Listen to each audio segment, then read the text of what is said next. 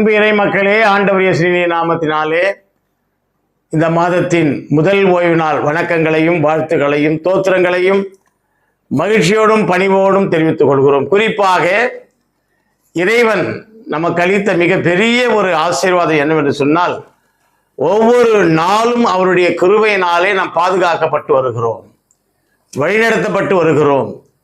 ஆகவே தான் சொன்னார் பாருங்க, ஆகாய்த்து பறவைகளை கவனித்து பாருங்கள், விதைக்கிறதும் இல்லை சேர்க்கிறதும் இல்லை, ஆனால் அவைகளுக்கு பிறை போட்டுகிறார் என்று சொல்லப்படுகிறது. அவ்விதமாய் கடந்த 6 மாதங்கள் நம்மோடு கூட இருந்த ஆண்டவர் 7வது மாதத்தில் முதல் ஓய்வு நாளை காணும்படியான கிருபையை கத்த செய்திருக்கிறார். அல்லேலூயா.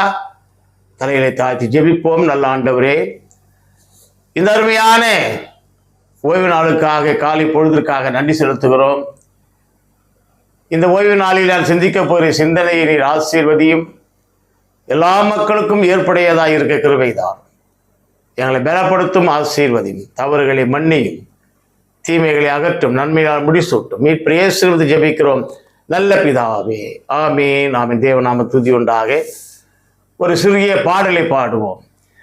எண்ணில் அடங்கா ஸ்தோத்திரம் தேவா என்றென்றும் நான் பாடுவேன்.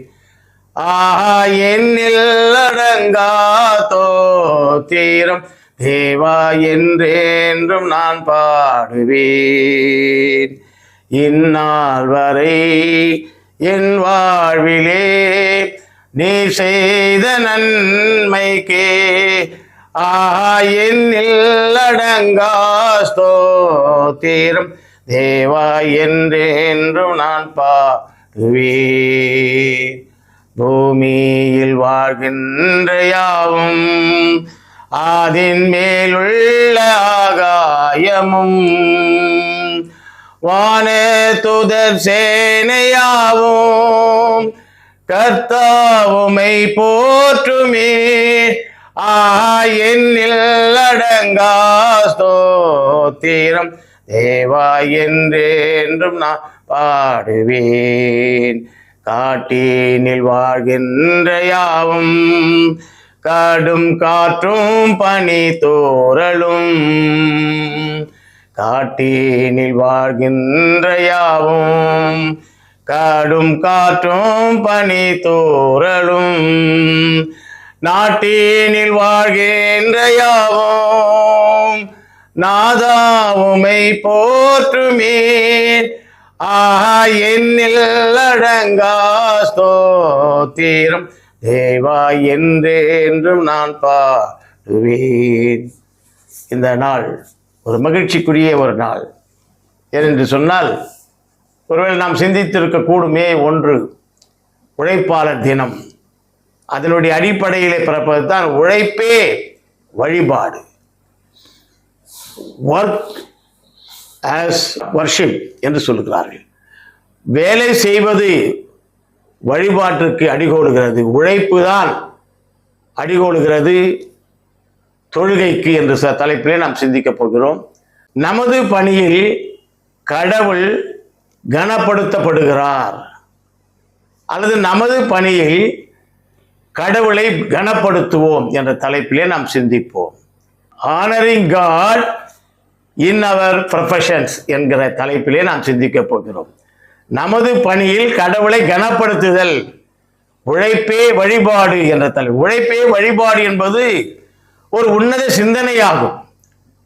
உள்ளபடியே அந்த சிந்தனை மனிதருக்கு கிடைத்தது மிகப்பெரிய கடவுளுடைய ஆற்றல் ஆகும் என்றே நான் கருதுகிறேன்.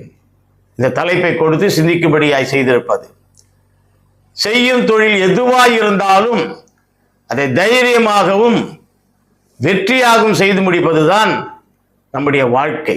அதுதான் வெற்றியின் வாழ்க்கை. அதை தான் ஆண்டவர் ஆசீர்வதிக்கிறார். அவ்விதமாக செய்யும் செயலிலே நேர்மை இருக்க வேண்டும், விடாமுயற்சி இருக்க வேண்டும், உண்மை இருக்க வேண்டும்.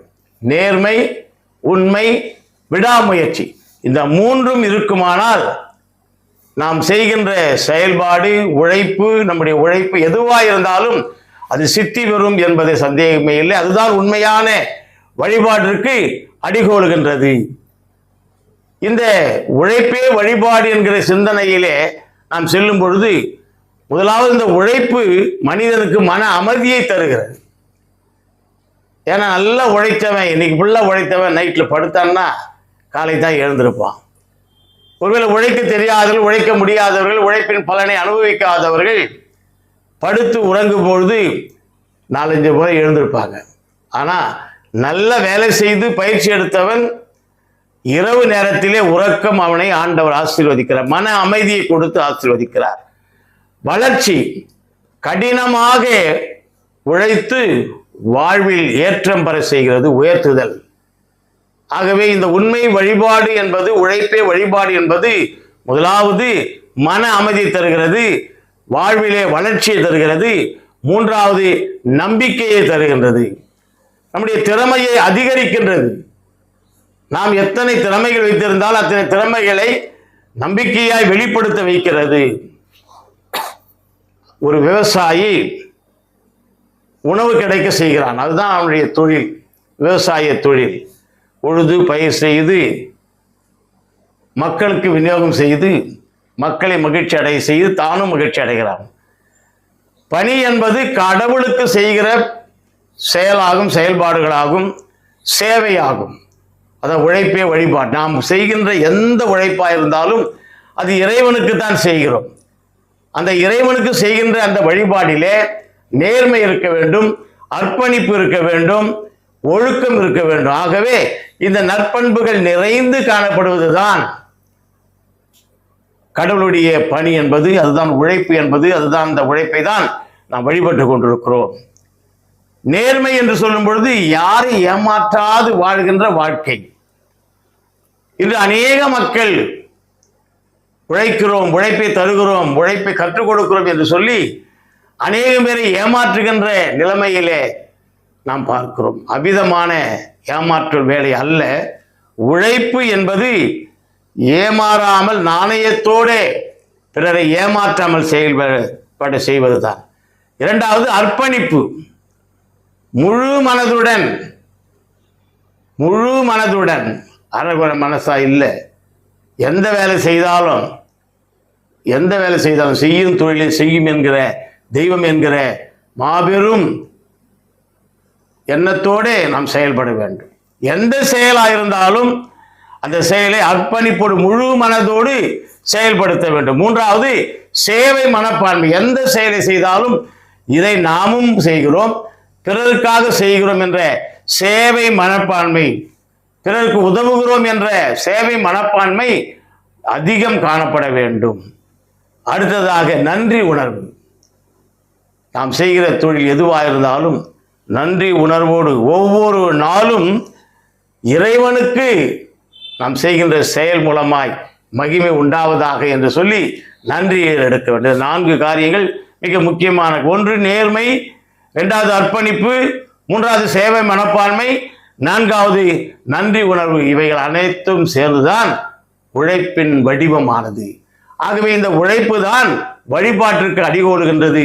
இந்த வழிபாடு என்பது நம்மை கடவுளை கனப்படுத்த செய்கிறது. இந்த உழைப்பின் மூலமாய் நாம் கடவுளை கனப்படுத்துகிறோம். எவ்விதமாக கனப்படுத்துகிறோம் என்பதை கீழ்வரும் தலைப்புகளிலே நாம் சிந்திக்க போகிறோம். முதலாவதாக ஆலய உழைப்பவர் படைப்பாளரின் பங்காளர் என்ற தலைப்பிலே நாம் சிந்திக்க போகிறோம். உழைப்பவர்கள் எவராயிருந்தாலும் அவர்கள் படைப்பாளராகிய கர்த்தருடைய பங்காளர்கள். ஆதியாகமம் புத்தகத்தில் 2ஆம் அதிகாரம் 15ஆம் வார்த்தைக்கு நாம் கடந்து போவோம். தேவனாகிய கர்த்தர் மனுஷனை ஏதேன் தோட்டத்தில் அழைத்து கொண்டு வந்து ஏதேன் தோட்டத்திற்கு அழைத்து. ஆகவே ஆதியிலே இது எப்பவுமே நிறைய இடத்துல நம்ம படிச்சிருக்கிறோம். ஆதியிலே தேவன் மனிதனை ஏதேன் தோட்டத்துக்கு அழைத்து வருகிற கடவுள் படிங்க, அதை பண்படுத்தவும், ஆமா, இவனுக்கு ஒரு பொறுப்பை கொடுக்கிறார். உழைப்பை நாடுகின்ற, உழைப்பை செயல்படுத்துகின்ற விதத்தை கற்றுக் கொடுக்கிறார். அதை பண்படுத்தவும் காக்கவும் வைத்தார். பாதுகாக்கவும் வைத்தார். ஆகவே மனிதன் படைக்கப்பட்டதே இறைவனுடைய படைப்புகளை தன்னுடைய உழைப்பின் மூலமாய் பத்திரமாய் பாதுகாக்க வேண்டும். இறைவன் நம்மை எதிர்பார்க்கிறது நம்மிடத்திலே காணப்படுகின்ற அந்த உழைப்பு வெளிப்பட வேண்டும். எவ்விதமாய் வெளிப்பட வேண்டும்? ஏதேன் தோட்டத்துக்கு அழைத்து வருகின்ற கடவுள் மகா பெரிய பொறுப்பை மனிதன் கரத்திலே கொடுக்கிறார். ஒன்று என்ன பண்றார்? படிங்க மறுபடியும். அதை பண்படுத்தி, அதை உஷார்படுத்தி, அதை தயார்படுத்தி நல்ல விளைச்சலை காண வேண்டும். நாம் விதைக்கிற விதைகள் எதுவாக இருந்தாலும் அந்த விதைகள் 30, 60, 100 பலன் தர வேண்டும். ஆகவே அந்த விதைகள் நன்கு பலன் தர வேண்டும். ஆகவே நிலத்தை முதலாவது பண்படுத்தி காக்கவும் வைத்தார். இரண்டாவது அதை பாதுகாத்துக்கொள். இந்த நிலங்கள் அபகரிக்கப்பட்டு போய்கொண்டே இருக்கிறது. மரம் செடி கொடிகள் எல்லாம் அழிந்து போய்கொண்டே இருக்கிறது. மலைகள் எல்லாம் மறைந்து போய் கொண்டிருக்கிறது. பள்ளங்கள் எல்லாம் தூர்க்கப்பட்டு நிறைவடைந்து கொண்டிருக்கிறது. ஆகவே இந்த சூழ்நிலையிலே ஆண்டவர் சொல்றாரு, இவைகள் அனைத்தையும் படைத்து உங்களுடைய கரத்திலே கொடுத்திருக்கிறேன். நீங்கள் தான் இதை படைப்பாளர்களாக எனக்கு பங்காளிகளாக மாற வேண்டும் என்று சொல்கிறார். எனக்கு அருமையான தேவ ஜனமே, எனக்கு ஒன்று ஞாபகம் வருகிறது. என்ன என்று சொன்னால், திருநின்றவூர் தூய பவுல் ஆலயத்திலே நான் ஊழியராக பணியாற்றிய காலங்கள் பல ஆண்டுகளாகும். அவ்விதமாக பணியாற்றும் பொழுது அந்த மக்கள், ஐயா ஆண்டவருக்கு ஒரு ஆலயத்தை கட்ட வேண்டும் என்று சொன்னார்கள். அப்போதான் எங்களிடத்துல ஒரு பைசாவும் கிடையாது, பணமே கிடையாது. ஆனால் நெசசிட்டி என்னன்னா, கண்டிப்பாக ஆலயத்தை கட்ட வேண்டும். அப்பொழுது பேராயராக இருந்தவர் நம்முடைய பேராயர் பேர் திரு தேவசகாயம் ஐயா அவர்கள். அவரை சந்தித்து கேட்டோம். அவர் என்ன சொன்னார்? 2 லட்சம் கொடுக்குறேன், அதுக்கு மேலே கொடுக்க முடியாதுன்னு சொன்னார். எவ்வளோ ஆகுன்றாரு? 5 லட்சம் ஆகும் எஸ்டிமேட் பிரகாரம். அதெல்லாம் முடியாது, 2 லட்சம் தான் கொடுப்பேன் ஆரியஸ், நீ கட்டுங்கன்னு சொன்னார். இறைவனுக்கு மகிமை உண்டாவதாக நாம் கட்ட ஆரம்பித்தோம். நீங்கள் என்ன நினைக்கிறீர்களோ, உழைப்பு. பெண்கள் தனியாக உழைத்தார்கள், ஆண்கள் தனியாக உழைத்தார்கள், வாலிபர்கள் தனியாக உழைத்தார்கள், சிறு குழந்தைகள் உழைத்தார்கள். இப்படி அனைவரும் உழைத்து உழைத்து உழைத்து 1 நாள் 2 நாள் 3 நாள் என்று உழைத்து மாத கணக்கில் உழைத்து அருமையான ஒரு ஆலயத்தை கட்டுவிக்கும்படியாக கர்த்தர் கிருபை செய்தார். அல்லேலூயா. இதுதாங்க உழைப்பு. ஆகவே அந்த உழைப்பதிலே கர்த்தருடைய கிருபை இருக்கிறது. உழைப்பவர் படைப்பாளரின் பங்காளர்கள். யார் உழைக்கிறார்களோ அவர்களெல்லாம் படைத்த இறைவனுக்கு பங்காளிகளாக மாறுகிறோம். யாத்திராகமம் புத்தகத்திலே 36ஆம் அதிகாரம் 1ஆம் வசனம். அப்பொழுது பரிசுத்த ஸ்தலத்து திருப்பணிகளுக்கு அடுத்த திருப்பணிகளை வேலை செய்யணையா, நல்லா கட்டணும். அதற்கு சகல வேலைகளையும் கர்த்தர் கற்பித்தபடியெல்லாம் பெசலேயலும் அகோலியாபும் செய்ய அறியும்படிக்கு ஆண்டவர் செலக்ட் பண்றாரு. யூத வம்சத்தில் 2 பேரை செலக்ட் பண்றாரு. பெசலேய அவரையும் அகோலியாப் என்கிறவரையும் செலக்ட் பண்றார். ஏன்னு சொன்னா அதன் பிறகு படிங்க. செய்ய அறியும்படிக்கு கர்த்தரால் ஞானமும் புத்தியும் பெற்ற விவேக இருதயம். இந்த 2 பேரோட நித்தியில் ஆண்டவர் அவரால் விவேகமான அறிவு, ஞானம், திறமை, சக்தி பெற்ற அனைத்து மக்களையும், மற்ற ஞானம் பெற்றவர்கள், புத்தி பெற்றவர்கள், விவேகமான இருதயம் உள்ளவர்கள், இவர்களையும் மற்ற அனைவரும் செய்ய தொடங்கினார்கள். ஆமா, சேர்த்து கொண்டார். இதாங்க பங்காளர்கள். உழைப்பின் படைப்பின் பங்காளர்கள் என்று சொல்வது யார் உழைக்கிறார்களோ அவர்கள் எதை படைக்கிறோமோ அந்த படைப்பின் பங்காளிகள். அந்த படைப்பின் முழு வடிவமும் இறைவனுடையது. ஆகவே ஆதியிலே ஒரு அருமையான ஆலயத்தை கட்டுவிக்க வேண்டும் என்று சொன்னால், இறைவன் எங்கெங்கே இருந்தார், தனித்தனி இடங்களிலே ஸ்தாபித்திருந்தார். மலையில் இருந்தார், மடுவில் இருந்தார், கடலில் இருந்தார். இப்படி இருந்த இறைவன் தனக்கென்று ஒரு இடத்தை ஸ்தாபிக்க வேண்டும் என்று விரும்பி அந்த பொறுப்பை 2 பேருண்ட கொடுக்கிறார். பெசலேயா என்ற இடத்திலேயும் அகோலியாப் என்கிற இடத்திலேயும் கொடுத்து, அது மாத்திரமில்லாதபடி தொழில் திறமையுள்ள அனைவரையும் தெரிவு செய்து அவர்களுக்கு ஞான இருதயத்தை கொடுக்கின்றார். ஆகவே இந்த தொழிலாளர்கள் தாங்களும் கற்கிறார்கள், மற்றவர்களுக்கும் கற்றுத் தருகிறார்கள். படைப்புகள் எதுவாயினும் கடவுள் அதிலே இணைந்துள்ளார். இதுதான் நம்முடைய சத்தியமாயிருக்கும். படைப்புகள் எதுவாயிருந்தாலும் அந்த படைப்பிலே முழு இணைப்பு யார் என்று சொன்னால் கடவுள். நாம் எல்லாம் பங்காளர்கள். ஆகவே உழைக்கும் நாம் பங்காளர்களாக இருக்கிறோம்.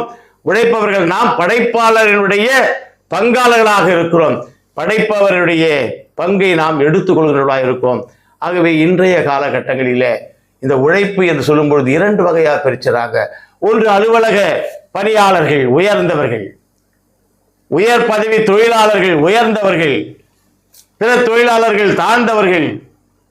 அது மாத்திரமல்ல, அடித்தள பணியாளர்கள், துப்புரவு இவர்களை எல்லாம் தனியா ஒதுக்கிறாங்கயாம்.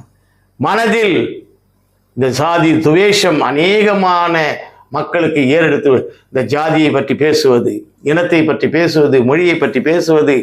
ஆகவே இப்படிப்பட்ட மக்களுடைய மனதிலே ஒரு மாற்றம் தேவை. ஜாதி பெயரால் தொழிலாளர்களை அவமானப்படுத்தக்கூடாது. இன்று சபைக்காக உழைப்பவர்கள் ஏராளமான பேர் இருக்கிறார்கள். பங்களிப்பவர்கள் ஒரு சிலராக இருக்கின்றார்கள். அனைவரும் இறைவனின் பங்காள் என்ற உணர்வை பெற்று ஆலயத்திற்கு உதவ வேண்டும், உழைக்க வேண்டும், பங்காளர்களாக மாற வேண்டும். ஆலயத்திற்கு மாத்திரமல்ல, எங்கெங்கே உண்மையான உழைப்பு காணப்படுகிறதோ அங்கெல்லாம் உழைத்து உழைத்து உழைத்து அந்த உழைப்பிலே நாம் பங்காளர்களாக மாற வேண்டும். ஏனென்று சொன்னால் அந்த உழைப்பினுடைய உண்மை வடிவம் ஆண்டவராகிய கடவுள். அந்த கடவுளுடைய பங்காளிகள் தான் நாம். நம்மால் தான் அந்த உழைப்பு அதிகமாக வர வேண்டும். ஆகவே எனக்கு அருமையான தேவ ஜனமே, உழைப்பவர் படைப்பாளரின் பங்காளர்கள் என்ற சிந்தனை நமக்கு வேண்டும். 2வது, உழைப்பவர்கள் யார் என்று சொன்னால், உழைப்பவர்கள் இறைவனுடைய விருப்பத்தை நிறைவேற்றுபவர்கள். இறைவன் எதை விரும்புகிறாரோ அதை நிறைவேற்றுகின்ற யாத்திராகம புத்தகத்தில் 31ஆம் அதிகாரத்தில் 1 முதல் 11 வசனங்களை நான் வாசிக்க கேட்டோமே முதல் பாடமாக. அதிலே வாசிக்க கேட்ட பொழுது அந்த இறைவன் எதை விரும்புகிறாரோ அதன்படி செய்வதற்கே இந்த பெசலேயும் அகோலியாவும் படைக்கப்பட்டார்கள், தேவைப்பட்டார்கள், முன்குறிக்கப்பட்டார்கள் என்று பார்க்கிறோம். அது மாத்திரமல்ல, இறைவனுடைய விருப்பம் நிறைவேற்றம் பெற இறைவனுடைய விருப்பத்தை நிறைவேற்றுவதுதான் படைப்பாளர்களுடைய உழைப்பவர்களுடைய ஒரு நல்ல தீர்மானமாய் காணப்படுகிறது. கொலோசியர் புத்தகத்திலே 3ஆம் அதிகாரம் 22ஆம் வசனம் படிங்க. வேலைக்காரரே சரீரத்தின்படி உங்கள் எஜமான்களாய் இருக்கிறவர்களுக்கு எல்லா காரியத்திலேயும் கீழ்ப்படிந்து. முதலாவது ஆண்டவர் சொல்றது, இந்த உழைப்பவர்கள் இறை விருப்பத்தை நிறைவேற்றுபவர்கள் என்று சொன்னால் முதலாவது கீழ்ப்படினையா. அவர்கள் யாரா இருந்தால் நமக்கு அதிகாரிகள் உண்டு, அந்த அதிகாரிக்கு கீழ்ப்படிய வேண்டும்.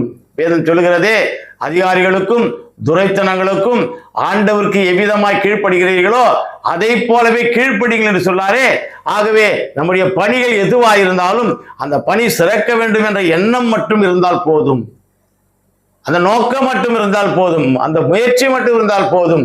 இறைவனோடு சேர்ந்து உழைப்பவர் இறைவனுடைய விருப்பத்தை நிறைவேற்றுகின்றார்கள் என்று பார்க்கின்றோம். படிங்க மறுபடியும். கீழ்ப்படிந்து நீங்கள் மனுஷருக்கு பிரியமாயிருக்க விரும்புகிறவர்களாக பார்வைக்கு ஊழியம் செய்யாமல். பார்வைக்கு இன்று அநேக மக்கள் பார்வைக்கு பணி செய்கிறார்கள், பார்வைக்கு தான் வேலை செய்கிறார்கள். இப்படிப்பட்ட வேலையெல்லாம் இறைவனுடைய கிருபையினாலே நிறைந்த வார்த்தைகள் அல்ல, இவைகளெல்லாம் வழிபாடு என்பது எடுத்துக்கொள்ளவே முடியாது. இந்த உழைப்பெல்லாம் வீண். பார்வைக்கு இவர்கள் என்ன பண்றாங்க படிங்க. பார்வைக்கு ஊழியம் செய்யாமல் தேவனுக்கு பயப்படுகின்ற பிள்ளைகளாக கபடம் இல்லாத இருதயத்தோட ஊழியம் செய்யுங்கள். இதுதாங்க இறைவனுக்கு விருப்பம். இறைவனுடைய விருப்பம் என்ன? இறை விருப்பத்தை உழைப்பவர்கள் நிறைவேற்றுவார்கள் என்று சொன்னால் முதலாவது இறைவனுடைய விருப்பம் ஆண்டவருக்கு கீழ்ப்படிய வேண்டும். அதுதாங்க பணியாளருடைய கடமை, ஒரு ஊழியனுடைய கடமை, உழைப்பவருடைய கடமை. உழைப்பவர்கள் இறைவனுடைய பங்காள் என்று பார்த்தோமே, அந்த பங்காளருடைய கடமை என்ன? முதல் கடமை இறை விருப்பத்தை நிறைவேற்ற வேண்டும். இறை விருப்பம் என்னவென்று சொன்னால் அந்த கீழ்ப்படிதல். யோவான் சுவிசேஷம் 4ஆம் அதிகாரம் 34ஆம் வசனம் படிங்க. இயேசு அவர்களை நோக்கி, இயேசு பல்வேறு இடங்களிலே இயேசு சாமி தான் வந்த நோக்கத்தை சொல்லுகிறார். இயேசு தம்முடைய சீடர்களை நோக்கி, நான் என்னை அனுப்பினவருடைய சித்தத்தின்படி செய்து அவருடைய கிரியையை முடிப்பதே அவருடைய கிரியையை முடிப்பதே என்னுடைய போஜனமாய் இருக்கிறது. ஆகவே உழைப்பே வழிபாடு என்று சொல்கின்ற இந்த தலைப்பிலே நாம் சிந்திக்கின்ற இரண்டாவது தலைப்பு, உழைப்பவர் இறை விருப்பத்தை நிறைவேற்றுவார்கள். எவ்விதமாய் நிறைவேற்றுவார்கள்? இறைவன் இயேசு தன்னுடைய வாழ்க்கையில சொல்கிறார் என்னவென்று சொன்னால், தான் அனுப்பப்பட்டது. படிங்க மறுபடியும் அந்த நான் என்னை அனுப்பினவருடைய சித்தத்தின்படி செய்து அவருடைய கிரியையை முடிப்பதே என்னுடைய போஜனமாய் இருக்கிறது. நான் சாப்பிடுகின்ற போஜனம், நான் உயிர் வாழ வைத்திருக்கிற போஜனம் எது என்று சொன்னால், அவருடைய சித்தத்தின்படி, அவருடைய விருப்பத்தின்படி இறை விருப்பத்தை நிறைவேற்றுவதுதான். அதையே பாருங்க, யோவான்ல 6ஆம் அதிகாரம் 38 படிங்க. என் சித்தத்தின்படி அல்ல, என்னை அனுப்பினவர் யாரோ அவருடைய சித்தத்தின்படியே செய்யவே நான் வானத்திலிருந்து இறங்கி வந்தேன். வானத்திலிருந்து அவர் வந்த நோக்கம் என்னன்னா, அவருடைய சித்தம், பிதாவின் சித்தத்தை நிறைவேற்றுவதற்காக வந்தார். அப்படியானால் எனக்கு அருமையான தேவ ஜனமே, நாம் எவ்விதமாக இருக்கிறோம்? நம்முடைய வாழ்க்கையிலே உழைப்பே பிரதானமாக வழிபாடாக சொல்லுகிறோமே, இந்த உழைப்பை எவ்விதமாய் நினைக்கிறோம்? ஆண்டவருடைய விருப்பத்திற்கு ஏற்றாற் போல இந்த உழைப்பை நாம் செலவு செய்கிறோமா? சிந்தித்து பார்ப்போம். நம்முடைய உழைப்புகள் வேஸ்டாக போய்விடுகிறது, நம்முடைய முயற்சிகள் வீணாக போய்விடுகிறது. ஆமோஸ் தீர்க்கதரிசி மிக அழகாக சொல்கிறான். 9ஆம் அதிகாரம் 13வது வசனத்திலே, இதோ உழுகிறவன் அறுக்கிறவனையும் திராட்சை பழங்களை அலையாடுகிறவன் விதைக்கிறவனையும் தொடர்ந்து பிடித்து பர்வதங்கள் திராட்சை ரசமாய் வடிகிறதையும் மேடுகள் எல்லாம். ஆகவே உழைப்பவர்கள் அதனுடைய பலனை அனுபவிக்க வேண்டும் என்ற உயர்ந்த எண்ணத்தோடு இறைவன் சொல்லுகின்ற வார்த்தை இது. உழைப்பவர்கள் அவர்கள் உழைக்கின்றதனுடைய பலனை அனுபவித்து இருக்கணும். ஆனால் இன்றைய காலகட்டங்களிலே உழைப்பவருடைய பலன்கள் சுரண்டப்படுகிறது. உழைப்பவர்கள் யாராயிருந்தாலும் அவர்கள் திட்டமாய் சுரண்டப்படுகிறார்கள், வேதனைப்படுகிறார்கள். அவருடைய கூலி அவர்களுக்கு பயன்படவில்லை, போதுமானதாக இல்லை. ஆகவே மிக அழகாய் சொல்லப்படுகிறது. என்று சொன்ன உழைப்பவர் இறைவனின் விருப்பத்தை நிறைவேற்றுகிறார்கள். எங்கே? இவர்கள் நிறைவேற்றி கொண்டே வருகிறார்கள்.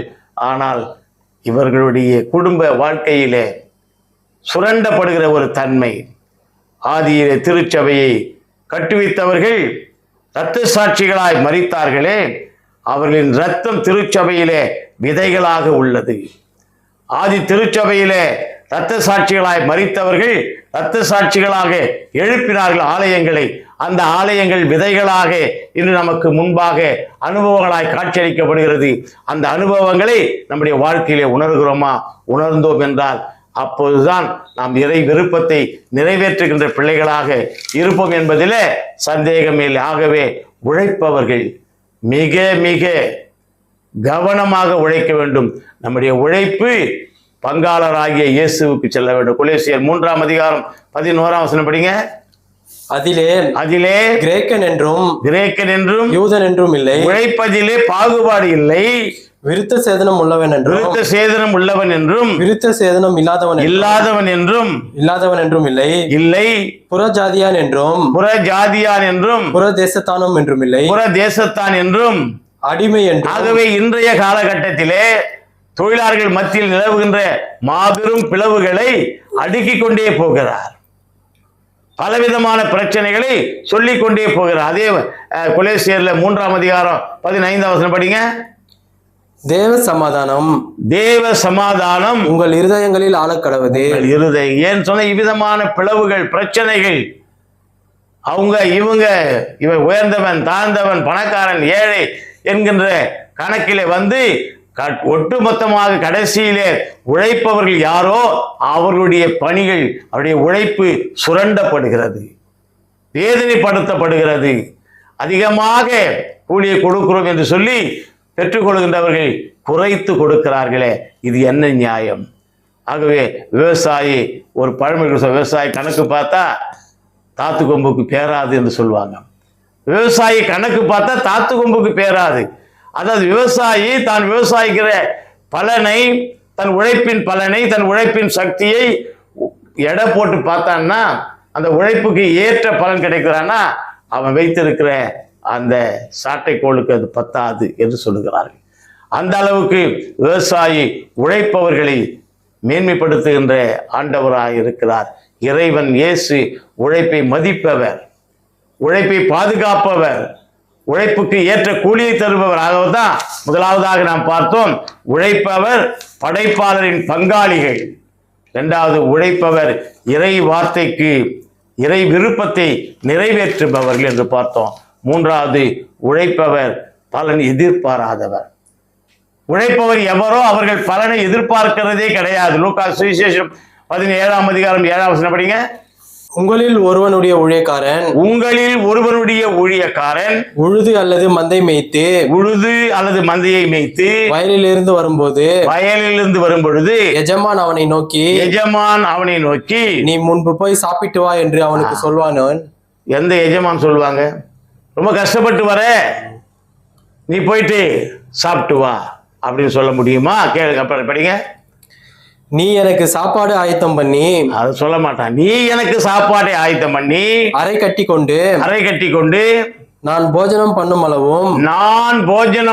அளவும் எனக்கு ஊழியம் செய் என்று சொல்லுகின்ற முதலாளிகள் இருக்கின்ற நேரம்தான், இடம்தான், காலம்தான், நாடுதான் இந்த நாடு. ஆனால் என் அப்பன் இயேசு கிறிஸ்து சொல்றாரு, உழைப்பவர்கள் யாரோ அவர்கள் பங்காளிகள். உழைப்பவர்கள் இறைவனுடைய விருப்பத்தை அவ்வப்போது நிறைவேற்றுபவர்கள். மூன்றாவது, உழைப்பவர்கள் பலனை எதிர்பாராதவர்கள். அவங்க உழைச்சிட்டு வந்த பலன் எவ்வளவு பெரிய பலன் கொடுத்தாலும் அந்த பலன் அவருக்கு போய் சேரதே இல்லை. ஆகவே தான் இந்த எஜமானுக்கு உதாரணத்தை காட்டுற பாருங்க. ஒரு எஜமான் தான் வேலை செய்பவனை பார்த்து, ஐயோ நீ கஷ்டப்பட்டு வந்துட்ட, போய் சாப்பிடு. இல்லையே, அந்த எண்ணம் வரலையே. நான் சாப்பிடும் அளவும் நீ காத்திரு என்று சொல்கின்ற எஜமான்களாகத்தான் இருக்கிறார்கள். ஆகவேதான் என் இயேசு கிறிஸ்து வந்தாரு. மார்க்கு சுவிசேஷம் 10ஆம் அதிகாரம் 14ஆம் வசனத்துல இயேசு அதை கண்டு விசனமடைந்து சிறு பிள்ளைகள் என்னிடத்தில் வருகிறார்கள். சிறு பிள்ளைகளை அதட்டுகிறார்கள், சேர்க்க மாட்டேன் என்கிறார்கள், சிறு பிள்ளைகள் வரக்கூடாது என்று சொல்கிறார்கள், அவர்கள் நம்மிடத்திலே லாய்க்கில்லாதவர்கள் என்று சொல்கிறார்கள். அப்படிப்பட்ட நிலைமையிலே இயேசு அவருடைய பேச்சை கேட்டு வருத்தப்பட்டு விசனப்பட்டு, அவர்களை தடை பண்ணாதிருங்கள்,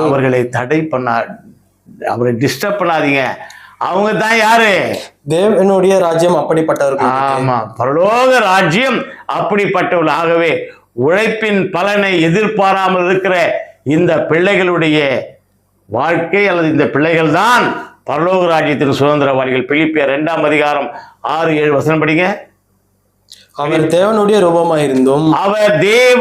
ரூபமாயிருந்தும் தேவனுக்கு சமமாய் அவரே பலனை எதிர்பாராமல் வந்தார்.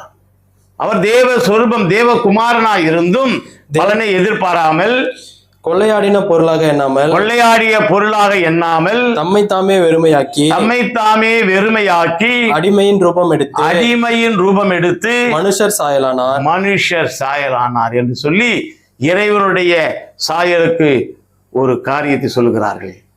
அவர் தேவனுடைய மனுஷன், பிதாவின் வீட்டிலே இருக்கின்றவர், உயர்ந்தவராயிருந்தாலும் அந்த உழைப்பின் பலனை எதிர்பாராமல் உழைத்தலை பிறருக்கு கொடுக்கின்ற பொருட்டு அவர் வருகிறார். பலன் எதிர்பாராமல் பணி செய்கின்றவர் தான் என் அப்பன் இயேசு கிறிஸ்து. ஆகவே அந்த பணி செய்கின்றவர்களாக இருக்கிற நாம் எவ்விதமாய் வாழ்கிறோம் நன்றாக சிந்தித்து பார்க்க வேண்டும்.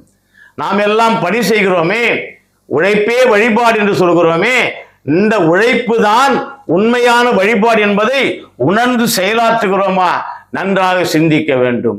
யோவான் சுவிசேஷம் 15ஆம் அதிகாரம் 15வது வசனத்தில் நாம் பார்க்கும் பொழுது, இனி நான் உங்களை ஊழியக்காரன் என்று சொல்கிறதில்லை. என்ன அப்படியே சொல்ற?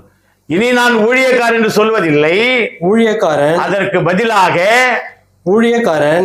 தன் எஜமான் செய்கிறதை அறிய மாட்டான். ஆமாங்க, நான் உங்களை சிநேகிதர் என்று, நான் உங்களை ஃப்ரெண்ட் என்று சொல்லுவேன், நண்பர்கள் என்று சொல்ல, சிநேகிதர் என்று சொல்லுவேன். எவ்வளவு பெரிய ஆண்டவருடைய கிருபை பாருங்க. உழைப்பவர்களுக்கு கிடைக்கின்ற எதிர்பாராத பலன் தான் இது. ஆகவே உழைப்பவர்கள் இறைவனுக்கு எதிர்பாராத பலனை கொடுக்கிறார்கள். அதே நேரத்தில் இறைவனும் நான் உங்களை ஊழியக்காரர் என்று சொல்ல முடியாது, சொல்ல மாட்டேன். ஏன்னு சொன்னா நீங்கள் எல்லாம் என் உடன் வேலைக்காரர்களாக இருந்து என்னோடு கூட சேர்ந்து இந்த பணியை செய்கிறார்கள். ஆகவே நான் உங்களை சிநேகிதர் என்று சொல்லுகிறேன். எனக்கு அருமையான தேவ ஜனமே, நன்றாக சிந்தித்து பார்ப்போம். நம்முடைய பணி எவ்விதமாய் இருக்கிறது? சுயநலத்தோடு கூடிய பணியாய் இருக்கிறதா, அல்லது கீழ்ப்படிதலான பணியாய் இருக்கிறதா, உண்மையான பணியாய் இருக்கிறதா, உண்மையான வேலைகளாய் இருக்கிறதா? சிந்தித்து பார்ப்போம். ஆதியாகமம் புத்தகத்திலே 26ஆம் அதிகாரம் 11வது வசனம் கடந்து போகும்போது கடைசியாக பின்பு அபிமெலேக்கு இந்த புருஷனாகிலும் இவன் மனைவியாகிலும் தொடுகிறவன் நிச்சயமாய் கொலை செய்யப்படுவான். தொடுகிறவன் எவனோ அவன் நிச்சயமாய் கொலை செய்யப்படுவான் என்று எல்லா ஜனங்களுக்கும் அறிவித்தான். அது ஈசாக்கை பற்றி சொல்கின்ற முதல் காரியம். ஈசாக்கு அந்த தேசத்தில் விதை விதைத்தான். ஒரு விவசாயியாக தன் பலனை எதிர்பார்ப்பவனாக விதை விதைக்கிறான். ஒன்றுமில்லாத இடத்திலே, பஞ்சம் நிறைந்த இடத்திலே, தண்ணீரற்ற விடாய்த்ததான வறண்ட நிலத்திலே விதை விதைக்கிறான். கர்த்தர் அவனை ஆசீர்வதித்து தருகிறார். எனக்கு அருமையான தேவ ஜனமே, உழைப்பு என்று சொன்னால் நம்முடைய உழைப்பை ஆண்டவர் ஆசீர்வதிக்க வேண்டும். ஐயா, நான் எவ்வளவு வேலை செய்யறேன், எவ்வளவு கஷ்டப்படுறேன், எவ்வளவு வேர்வை சிந்துறேன், ஆனா என் உழைப்புக்கு தக்க கூலி கிடைக்கவில்லையே சொல்லாதே. என் ஆண்டவர் உன் உழைப்பை பார்த்து கொண்டிருக்கிறார். நீ யாரா இருந்தாலும் உன் உழைப்பை கவனித்துக் கொண்டிருக்கிறவர் அவர்தான். ஆகவே உன் உழைப்புக்கு ஏற்ற பலன் உனக்கு கொடுக்கப்படும். ஈசாக்கு விதை விதைத்தான். படிங்க. கர்த்தர் அவனை ஆசீர்வதித்ததினால் அவன் வருஷத்தில் 100 மடங்கு பலன் அடைந்தான். ஆமாங்க, வருஷத்துல 100 மடங்கு அப் டு டேட் மிக அருமையான பலன் கிடைத்தது. உழைப்பவர்களுக்கு ஏற்ற பலனை என் தேவன் கொடுக்க வல்லவராய் இருக்கிறார். எப்பொழுது நாம் நம்முடைய பிரச்சனைகள் எல்லாவற்றையும் அகற்றிவிட்டு கீழ்ப்படிதலோட, தாழ்மையோட, மன உறுதியோட ஆண்டவரை பற்றும் பொழுது, ஆண்டவருடைய காரியத்தை செய்யும் பொழுது இறைவன் நம்மை ஆசீர்வதிக்கிறார். ஆகவே இந்த அருமையான நல்ல நாளிலே முதலாவதாக உழைப்பவர் படைப்பாளரின் பங்காளர்கள் என்ற எண்ணத்தோடு உழைப்போம். இரண்டாவது, உழைப்பவர் இறை விருப்பத்தை நிறைவேற்றுபவர் என்ற எண்ணத்தோடு வாழ்வோம். மூன்றாவது, உழைப்பவர் எந்த பலனையும் எதிர்பாராமல் உழைக்கின்றார்கள் என்று சொன்னால் உழைப்பு உழைப்பு உழைப்பு கடின உழைப்பு. ஆதியிலே பல ஊழியர்கள், பல விசுவாசிகள் இரத்த சாட்சிகளை உழைத்தார்கள். அவர்கள் உழைத்த உழைப்பை தான் இப்ப நாம் அனுபவித்துக் கொண்டிருக்கிறோம். ஆலயங்களாக, திருச்சபையாக, கிறிஸ்தவர்கள் என்று சொல்லிக் கொள்கின்றவர்களாக நாம் அவர்களுடைய சாரத்தை விதைகளில் விழுந்த முளைத்து கொண்டிருக்கிறோம். இப்படிப்பட்ட நிலைமை நம்முடைய வாழ்க்கையில என்றென்றும் நிர்வகிக்க வேண்டுமானால் நாம் செய்ய வேண்டிய முதல் காரியம் படைப்பாளருடைய இறைவனுக்கு பங்காளிகளாக இருக்க வேண்டும். இரண்டாவது, அவருடைய விருப்பத்தை நிறைவேற்ற வேண்டும். மூன்றாவது, எந்த பலனை எதிர்பாராமல் செயல்பாடுகளை செய்ய வேண்டும். கர்த்தர் தாமே நம்மை ஆசீர்வதிப்பாராக. தலையில் தாழ்த்தி ஜெபிப்போம். நல்ல ஆண்டவரே, இந்த அருமையான இருவேளைக்காய் நன்றியோட ஸ்தோத்திரிக்கிறோம் சாமி. உங்கள் திருவுடைய சித்தத்தின்படியே சிந்திக்கும்படியான கிருபையை நீர் கொடுத்தீர். நன்றியோட ஸ்தோத்திரிக்கிறோம். உழைப்பே வழிபாடு என்கிற தலைப்பிலே உழைப்பின் மகிமையை, உழைப்பின் மேன்மையை, உழைப்பின் உறுதியை, உழைப்பின் நல்ல கிருபைகளை நீர் எங்களுக்கு காட்டினீர் சாமி. நன்றி நன்றி நன்றியோட ஸ்தோத்திரிக்கிறோம் சாமி. தேவ கிருபை இன்னும் அதிகமாக எல்லா மக்கள் மத்தியிலே அசைவாடத்தக்கதான கிருபை தான். அன்று ஆண்டவரே, உமது ஆலய கட்டுமானத்திற்காக நீ தெரிந்து கொண்ட மக்களுக்காக நன்றி செலுத்துகிறோம். தொடர்ந்து உங்களுடைய வாழ்க்கையிலே நீர் எங்களை தெரிந்து கொண்டிருக்கிறீர்கள், அதற்காக நன்றி செலுத்துகிறோம். எங்களுடைய பணியிலே உம்மை நாங்கள் கனப்படுத்த கிருபை தாரும். எங்களுடைய செயல்பாடுகளிலே, எங்கள் தாழ்மையிலே, எங்களுடைய நற்குணங்களிலே, நற்காரியங்களிலே உம்மை நாங்கள் கனப்படுத்த கிருபை தாரும். உம்மை எந்த ஒரு சூழ்நிலை கனவீனப்படுத்தாதபடிக்கு உம்மை கனப்படுத்தி உயர்த்த கிருபை தாரும். மீட்பர் இயேசு நாமத்தில் ஜெபிக்கிறோம் நல்ல பிதாவே, ஆமென். தேவனுடைய இரக்கமுள்ள கிருபைக்கும் பராமரிப்புக்கும் நம் யாவரையும் அர்ப்பணம் ஜெபிக்கிறோம். பிதா, குமாரன், தூயாவின் ஆசீர்வாதம், வழிநடத்தல், தெய்வீக சமாதானம் நம் யாவரும் நிலைத்தது நிவான் நிம்மதி ஆசீர்வாதத்தை என்றென்று கட்டிடுவதாக. ஆமீன் ஆமீன். God bless you.